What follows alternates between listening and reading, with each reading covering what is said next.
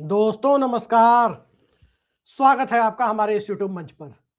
दोस्तों, महात्मा गांधी का नाम अब देश की सबसे बड़ी गारंटी रोजगार योजना के साथ नहीं होगा, क्योंकि कल एक ऐसा बिल लाए जाने की चर्चा है जिसमें महात्मा गांधी राष्ट्रीय ग्रामीण रोजगार योजना, जिसे हम सब मनरेगा के नाम से जानते हैं और जिसका नाम कुछ दिनों पहले पूज्य बापू करके महात्मा गांधी का नाम हटाकर नए सिरे से पुनर्नामांकन करे किए जाने की बात थी। अब वो सारी बातें हवा हवाई हो गई है, बल्कि अब इस योजना को रिप्लेस करते हुए इसकी जगह एक नई योजना लाई जा रही है।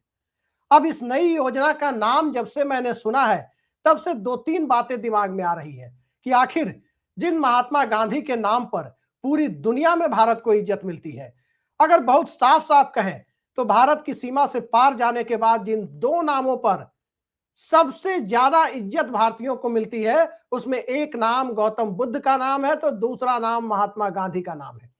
वहां कोई सावरकर को कोई नहीं जानता, वहां किसी गोलवलकर को कोई नहीं जानता कि कौन है कौन थे। लेकिन कहीं आपको मूर्तियां भी नहीं मिलेंगी भारत के बाहर, अगर आप कहीं जाएं तो महात्मा गांधी ही दिखाई देंगे या कहीं कहीं गौतम बुद्ध ही दिखाई देंगे। लेकिन उन महात्मा गांधी से क्या इतनी दिक्कत हो गई है सत्ता और सिस्टम को कि वो गांधी के नाम की पहचान और उनका नाम हर जगह से खत्म कर देना चाहते हैं।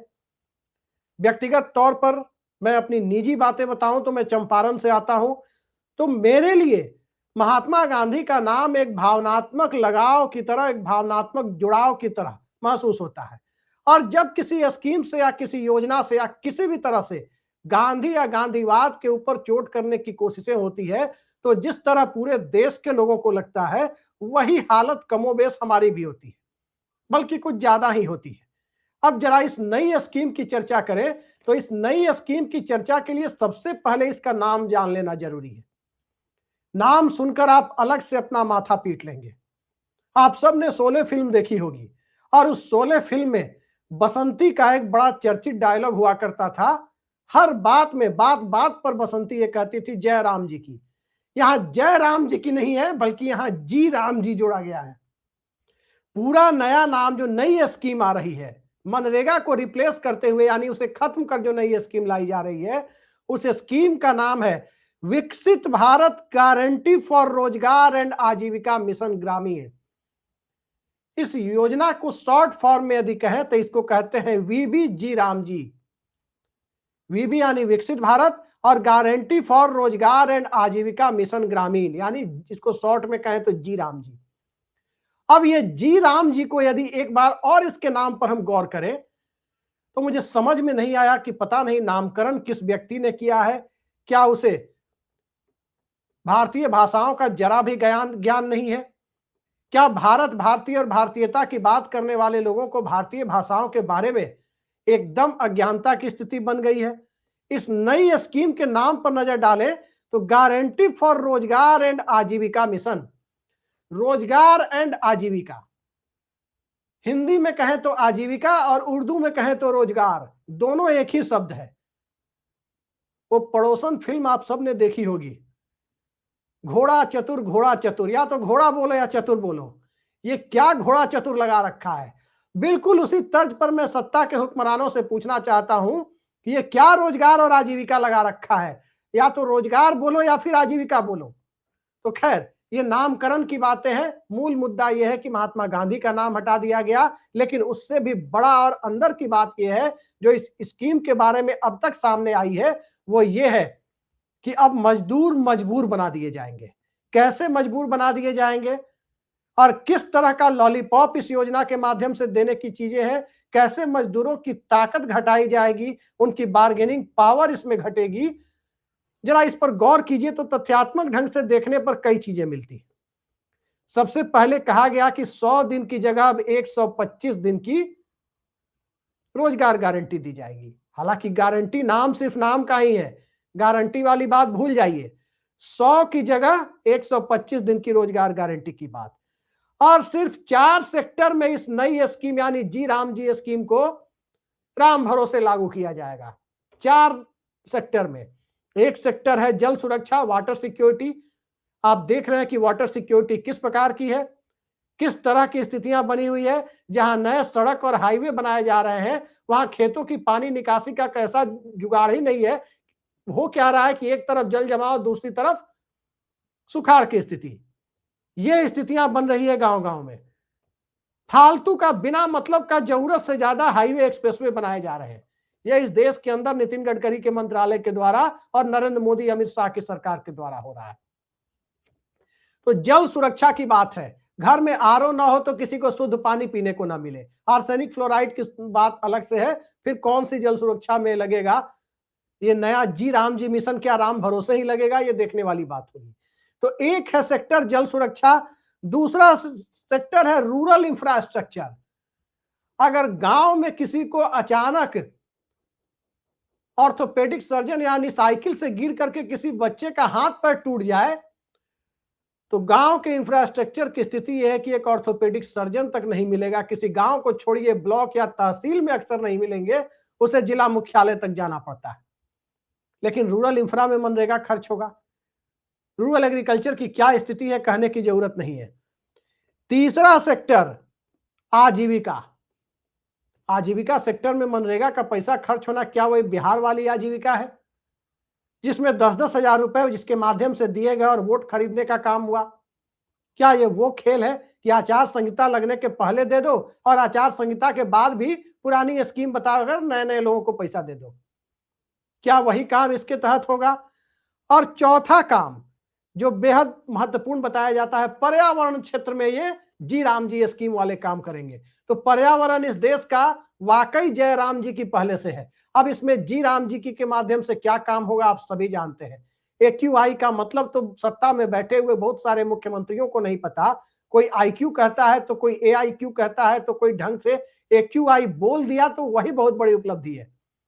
दिल्ली और आसपास के इलाकों की बात छोड़ दीजिए, यहां तो पहले से एक बेहद जहरीले धुएं के बीच सभी रह रहे हैं। लेकिन इसके आगे लखनऊ, पटना, दरभंगा, गोरखपुर, हर जगह कहां का एक क्यूआई 50 के नीचे है? जरा हमें बता दीजिए, हमारे दर्शक बता दे तो ज्यादा कृपा होगी। पहाड़ी क्षेत्रों शिमला और देहरादून का एक क्यूआई भी 100 से ऊपर जा रहा है। तो यहां पर पर्यावरण सेक्टर में भी जी राम जी मिशन के तहत काम किए जाएंगे। और अब इसमें असली खेल क्या है? वो असली खेल ये है कि अब इसमें पंचायत, ग्राम पंचायत योजना के तहत कार्यों के बंटवारों की बात तो है, लेकिन उसके लिए चाहिए क्या? तो उसके लिए रिक्वायर्ड दूसरी चीजें हैं। उसके लिए सबसे पहले जरूरी है जीआईएस टूल, पीएम गति शक्ति या केंद्र का डिजिटल नेटवर्क, वो होना चाहिए, तब जाकर के ये लागू होगा। टर्म्स एंड कंडीशन अप्लाई वाली चीज कर दी गई है। और उससे भी बड़ी बात जिसको लेकर चंद्रबाबू नायडू से लेकर ममता बनर्जी की राज्य सरकार तक हाथ खड़े करने की स्थिति में आ गई है, वो तो और ज्यादा दिलचस्प है। वो दरअसल ये है कि मनरेगा जैसी बात नहीं है कि पूरी स्कीम सेंट्रल फंडेड होगी, केंद्र सरकार के द्वारा पैसा दिया जाएगा, बल्कि इस नई स्कीम में जो पैसा होगा वो पहाड़ी राज्यों में 90-10 के अनुपात में, यानी पहाड़ी राज्य और पूर्वोत्तर के जो राज्य हैं उन राज्यों में 90% केंद्र देगी तो 10% राज्य देंगे। लेकिन जो मैदानी राज्य हैं, बिहार, बंगाल, उत्तर प्रदेश, आंध्र प्रदेश, तेलंगाना, महाराष्ट्र, गुजरात, राजस्थान, हरियाणा, तमिलनाडु, केरल, कर्नाटक जैसे राज्य, छत्तीसगढ़ जैसे राज्य, झारखंड जैसे राज्य, इन राज्यों में 60% पैसा ही सेंटर देगी और 40% पैसा स्टेट को देना होगा। अब 60% पैसा यदि केंद्र सरकार देगी, राज्य सरकारों की हालत जहां पहले से ही जीएसटी के बाद पंगु हो गई है, वो केंद्र के से मिले हुए पैसे पर निर्भर है। बिहार जैसे राज्य की बात करें तो बिहार सरकार का जो बजट है उस बजट का 70% से ज्यादा केंद्र की सहायता पर निर्भर है। उत्तर प्रदेश तकरीबन 50-55% तक केंद्र की सहायता पर निर्भर है। और ऊपर से एक अलग स्कीम लाद दी गई। मोटे तौर पर कहें तो यह स्कीम प्रारंभिक वर्ष में 1.5 लाख करोड़ से ज्यादा की होगी और उसमें 95,000 करोड़ से ज्यादा पैसा केंद्र का लगेगा, तो 55,000 करोड़ से ज्यादा पैसा राज्य सरकारों का लगेगा। और कैसे इस पर राज्य सरकार नाराज है उसकी चर्चा के पहले एक और इस योजना की जो बड़ी कमजोरी है, जहां मजदूर किसी तरह से बार्गेनिंग अपने पक्ष में करने की बजाय बार्गेन होने की स्थिति में आ गए हैं, यदि इसे समझना हो तो 60 दिनों का जो एक कैप निर्धारित किया गया है कि कृषि के मौसम में यानी खेती के मौसम में काम नहीं मिलेगा। मतलब यदि रबी या खरीफ फसल है, धान या गेहूं की बुआई का समय है, उस वक्त काम नहीं मिलेगा, उस वक्त ये स्कीम सस्पेंडेड रहेगी, निलंबित अवस्था में रहेगी। अब तक होता यह था कि मनरेगा की वजह से मजदूर कहीं ना कहीं अपनी कमाई बढ़ा पाते थे। 5 किलो राशन पर जिस देश के 80 करोड़ से ज्यादा लोग निर्भर हैं, उस देश के अंदर यदि मजदूर 10, 20, 50, 100 रुपए की बार्गेनिंग कर लेता था, तो कहीं ना कहीं उसकी आर्थिक सेहत सुधरे ना सुधरे, उसके लिए 2 जून की रोटी के इंतजाम में थोड़ी मदद जरूर बढ़ जाती थी। अब क्या होगा? एग्रीकल्चर के टाइम कोई काम रहेगा नहीं, जिसके पास जमीन है उसके पास काम करने के लिए मजदूरों की बाढ़ होगी, और मजदूरों की बाढ़ होगी तो जहां एक की जरूरत होगी वहां 4 उपलब्ध होंगे, और फिर मजदूरों का रेट खेती में भी गिरेगा। यही काम इस स्कीम के तहत किया गया है, यानी मजदूर को पूरी तरह से लाचार बनाने का काम। पहले भी लेबर कोड में कई तरह के बदलाव करके मजदूरों के बदले कॉर्पोरेट फ्रेंडली यानी बड़े बड़े औद्योगिक घरानों के, सत्ता के मित्र पूंजीपतियों के हित में लेबर कानूनों को कई बार संशोधित किया गया, और अब मजदूरों की रही सही बार्गेनिंग पावर भी खत्म की जा रही है। याद रखिए, इस एनडीए का गठन, जिस एनडीए की सरकार का नेतृत्व आज नरेंद्र मोदी कर रहे हैं, उस एनडीए का गठन एक मजदूर नेता जॉर्ज फर्नांडिस के पहल पर उनके नेतृत्व में ही हुआ था।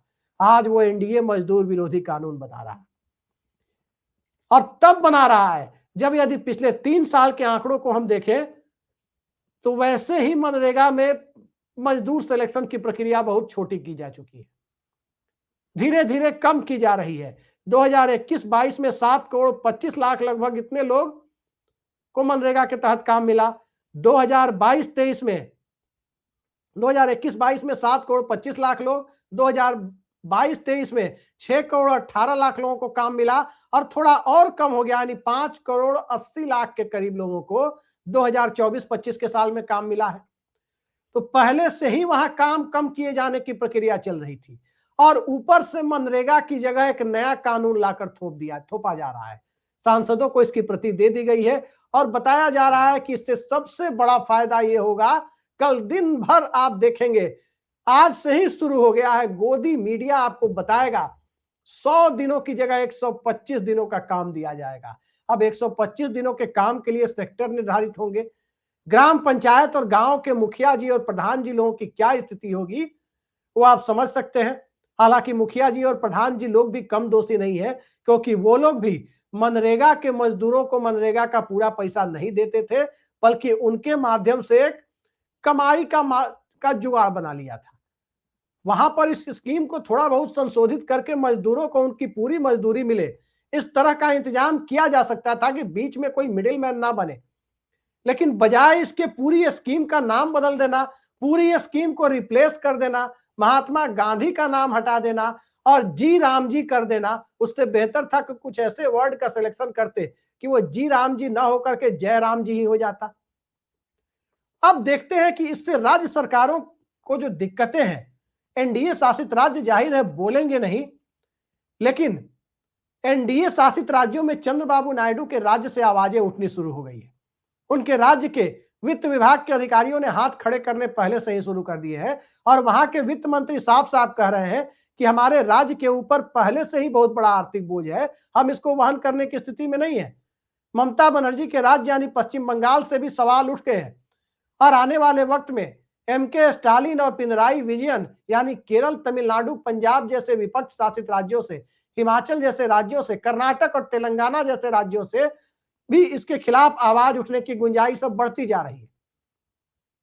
आखिर कोई राज्य सरकार जो पहले से ही जिसके पास आय के सीमित संसाधन है, भारत के अंदर आर्थिक शक्तियों का बंटवारा इस ढंग से पहले से रहा, जिसमें केंद्र का अपर हैंड था, केंद्र सरकार का हाथ ऊपर था, रिजर्व बैंक उसका, वित्त मंत्रालय और आर्थिक नीतियों को तय करने की जिम्मेदारी उसकी, मौद्रिक नीति तय करने की जिम्मेदारी, फिस्कल पॉलिसी, मॉनेटरी पॉलिसी, हर तरह की आर्थिक नीतियों को तय करने की जिम्मेदारी केंद्र की, और उसके बीच राज्यों के पास जो थोड़े बहुत टैक्स कलेक्शन का अधिकार था, उसका ज्यादातर हिस्सा जीएसटी के माध्यम से केंद्र ने अपने हाथ ले लिया।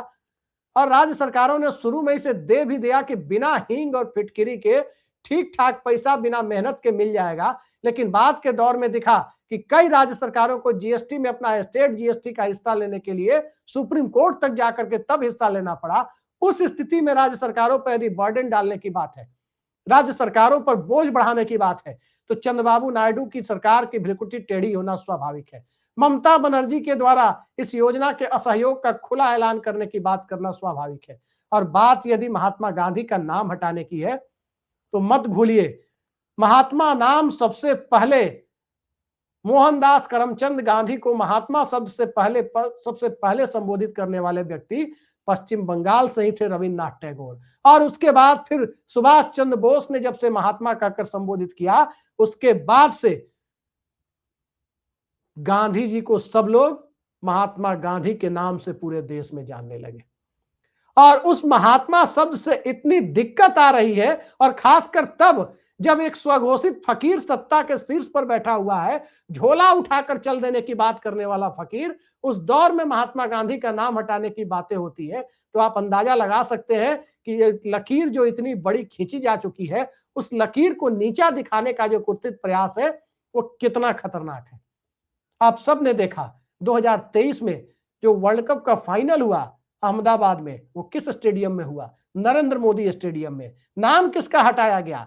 सरदार पटेल के नाम पर वो स्टेडियम हुआ करता था, उसे नरेंद्र मोदी स्टेडियम में तब्दील कर दिया गया। कहा गया कि पूरे खेल परिसर का नाम सरदार पटेल खेल परिसर होगा, लेकिन स्टेडियम का नाम नरेंद्र मोदी स्टेडियम होगा। क्या वर्ल्ड कप फाइनल के दरमियान किसी कमेंटेटर के मुंह से आपने सुना कि ये सरदार पटेल स्टेडियम है, सरदार पटेल खेल परिसर में मैच हो रहा है? जाहिर सी बात है आपने नहीं सुना। कल को यदि सत्ता में आ गए तो कलकत्ता के ईडन गार्डन का नाम भी बदल देंगे। दिल्ली के जिस फिरोज शाह कोटला स्टेडियम में भारतीय जनता पार्टी का गठन हुआ था 6 अप्रैल 1980 को, उसी का नाम बदल के अरुण जेटली के नाम पर कर दिया गया। तो नाम बदलने की जो पूरी प्रक्रिया है मुगल सराय स्टेशन से शुरू होती है, और नाम बदलने वाली गाड़ी वाया इलाहाबाद यानी अब का प्रयागराज, उसका भी नाम बदला गया। वो दिल्ली पहुंचती है, अहमदाबाद पहुंचती है, और अब स्कीम का ही नाम बदलने की प्रक्रिया है। Jawaharlal Nehru urban renewal mission JNNURM, उसका नाम बदल के क्या किया गया? Atal rurban mission, rural and urban करके उसको अटल बिहारी वाजपेयी के नाम पर किया गया। गनीमत है कि कम से कम मनमोहन सिंह की सरकार ने यह काम नहीं किया, और जिस प्रधानमंत्री ग्राम सड़क योजना को अटल बिहारी वाजपेयी ने शुरू किया था, उसी नाम के साथ मनमोहन सिंह ने प्रधानमंत्री ग्राम सड़क योजना यानी PMGSY के नाम से उस स्कीम को चलाया, और आज भी वो स्कीम चल रही है। और दावे के साथ मैं कहता हूं कि यदि प्रधानमंत्री ग्राम सड़क योजना की स्कीम अटल बिहारी वाजपेयी की जगह यदि इंद्र कुमार गुजराल या मनमोहन सिंह ने शुरू कर दी होती, तो अब तक उसका नाम निश्चित तौर पर बदल गया होता। लेकिन अब जी राम जी योजना के तहत एक तरफ मजदूरों को उनकी बार्गेनिंग पावर को कम करने की पूरी कवायद की गई, दूसरी तरफ राज्यों के कम वित्तीय अधिकारों के बीच आर्थिक बोझ डालने और केंद्र राज्य के बीच टकराव बढ़ाने की पूरी कवायद शुरू की गई, और तीसरी तरफ केंद्र सरकार के द्वारा हम सब कुछ बदल देंगे वाली मानसिकता के साथ काम करने की जो कवायद है, उसमें इस देश का आम आदमी जिस तरह से पिस रहा है, अब उसमें नाम बदलने की कवायद में राष्ट्रपति भवन का ही नाम बदलना बाकी रह गया है। अब उस कवायद में रिजर्व बैंक का ही नाम बदलना बाकी रह गया है, और ऐसे ही कुछ संस्थान है जिसका नाम बदलना बाकी रह गया है। वरना अभी देखते जाइए, नाम बदलने की इस पूरी कवायद में किसी दिन ये फरमान भी हमें आपको सबको मिल सकता है कि आप सब लोग अपना नाम बदल लें। इस देश के सभी 140 करोड़ लोगों के सामने ये फरमान यदि आ जाए तो आश्चर्य नहीं होना चाहिए कि आप सब लोग अपना अपना नाम बदल लें, और कोई एक स्पेशल सा वर्ड दे दिया जाए कि ये नाम में आप नाम के आगे जोड़ लें। मौजूदा दौर और मौजूदा व्यवस्था यही है, और इस मौजूदा व्यवस्था के अंतर्गत सबसे पहला निशाना 2014 से मजदूर और किसान बनाए गए। किसान आंदोलन के दरमियान क्या हुआ? किसान आंदोलन के दरमियान आप सब ने देखा कि MSP गारंटी की मांग को लेकर पूरे देश के किसान और तीनों विवादास्पद कृषि कानून जो मोदी सरकार ने बनाए थे, 13 महीने तक दिल्ली के चारों तरफ सत्याग्रह करके बैठे रहे, तब जाकर केंद्र को सुधाई, और तब जाकर विवादास्पद कृषि कानून तो वापस ले लिए, लेकिन एमएसपी को लीगलाइज नहीं किया, लीगल गारंटी एमएसपी की नहीं दी। वही अगर कॉरपोरेट के हित में नीतियां बनानी हो तो आपको पता भी नहीं चलता है और एक नीति बन जाती है। सांसदों को वेतन पेंशन बढ़ाने की बात हो, पता भी नहीं चलता, 2 मिनट में ध्वनि मत से कानून पास हो जाता है। लेकिन बात किसान की हो, बात मजदूर की हो और बात नौजवान की हो तो उसके सामने अग्निवीर होता है, उसके सामने वाटर कैनन होता है, उसके सामने हमेशा एक ऐसी स्कीम और ऐसी परिस्थितियां होती है जिसमें सत्ता से लेकर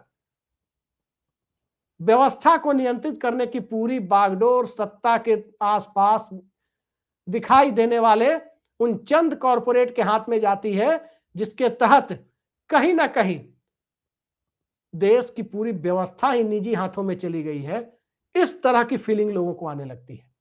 बाकी देखते जाइए चंद्रबाबू नायडू कब तक इन चीजों को बर्दाश्त करेंगे और नितिन नवीन के अध्यक्ष बनने के बाद से जो स्थिति नीतीश कुमार की हुई है वो भला कब तक इसे बर्दाश्त करेंगे, ये देखे जाने वाली बात है। आने वाले समय में चूंकि आम आदमी के अधिकारों पर सीधे चोट होती हुई दिख रही है, मजदूर इस देश का आम आदमी है, तो मजदूरों की जो व्यवस्था है, मजदूरों के लिए तमाम तरह के उनके संरक्षण के लिए जो कानून है, जो भारत के संविधान में दिए गए मौलिक अधिकारों के साथ मेल खाते हैं, तो उस पूरे सिस्टम के तहत जो व्यवस्था थी, जो कानून थे, आखिर उनको छेड़ने की कोशिशें क्यों की गई? बड़ा सवाल है। और इसी बड़े सवालों के इर्द गिर्द जब राहुल गांधी सवाल उठाते हैं, जब विपक्ष सवाल उठाता है, जब कांग्रेस सवाल उठाती है, तो कई सारे सवाल एक साथ सत्ता पक्ष के भोंपू लोगों के द्वारा खड़े कर दिए जाते हैं, जिसमें आप देखते हैं कि जहां बात लीगल गारंटी या लीगल फ्रेमवर्क की होती है, सत्ता कैसे भागती है। चाहे इस देश में लोकतंत्र के महापर्व को सुनिश्चित कराने वाली संस्था की त्रिमूर्ति को कानूनी दायरे में लाए जाने का सवाल, उस पर भी सवाल खड़े किए जाते हैं, उसकी शुचिता पर भी सवाल खड़े किए जाते हैं, चुनाव कराने वाली मशीन की चिप के ऊपर सवाल उठते हैं। तब तो इस देश में पता नहीं कौन कौन से नए नए शब्दावलियों के साथ लोगों को घेरने की कोशिश होती है। ना तो सिविल सोसाइटी को सवाल उठाने से रोका जा सकता है, न ही विपक्ष को रोका जा सकता है, लेकिन उन सवालों का निस्तारण क्या होता है? और क्या अब सिविल सोसाइटी और विपक्ष, क्या राहुल गांधी और इस देश के आम आदमी की हैसियत में चंद्रबाबू नायडू भी आकर खड़े हो गए? याद रखिए, ये वही चंद्रबाबू नायडू हैं जिनको ट्रंप टैरिफ से, जिनके राज्य के किसानों से को दिक्कत हो रही थी, हजारों करोड़ रुपए का नुकसान हो रहा था, तो दिल्ली की कनपटी पर चढ़कर वो अपने हजारों करोड़ रुपए वसूल कर ले गए थे। क्या यहां से भी चंद्रबाबू नायडू वसूल कर ले जाएंगे? क्या दिल्ली की कनपटी पर चढ़ने की ताकत अभी चंद्रबाबू नायडू की बची हुई है, या उसको बचाने के लिए वो नए राजनीतिक समीकरण की व्यूह रचना करते नजर आएंगे? देखते जाइए क्या होता है। लेकिन फिलहाल महात्मा गांधी की जगह ये जी राम जी स्कीम जो आई है, ये निश्चित तौर पर नागरिक अधिकारों का जय राम जी करने वाली मशीन है। थोड़ा और साफ वही के साथ कहें तो नागरिक अधिकारों का, मजदूरों के अधिकारों का राम नाम सत्य करने वाली ये स्कीम, ये साफ साफ जाहिर होती है। आज के लिए इतना ही। नमस्कार।